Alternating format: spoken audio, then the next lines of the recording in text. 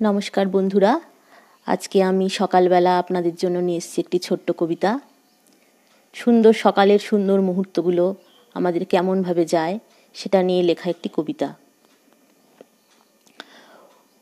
ওই যে হলো সকাল, সকলে ছোটে কাজের তাগিদে, কেউ বা বয় মাথায় মোট, কেউ বা হাতে হাল, কেউ বা মাছ শাকসবজি নিয়ে বসিয়েছে পসার।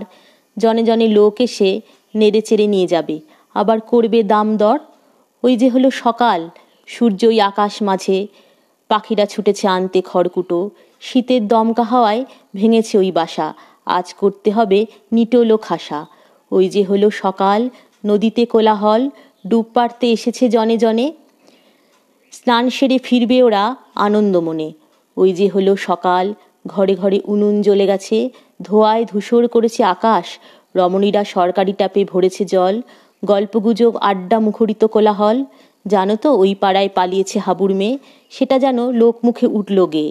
ওই যে হয়েছে সকাল, দুয়ারে দুয়ারে ঝাট, উঠোন নিকানো হয়েছে সারা, শিউলি ফুল ঝরে আছে উঠোনের পরে, কেউ কুড়িয়ে নিয়ে গৃহদেবতার পুজো হবে ঘরে ঘরে। ওই যে হয়েছে সকাল, কেউ কেউ নেমেছে রাস্তায়, সাদা টি শার্ট আর সাদা ট্রাউজারে দৌড় লাগায়, যাতে ওই মেদবহুল দেহের ফিটনেস রাখে বজায়। নমস্কার।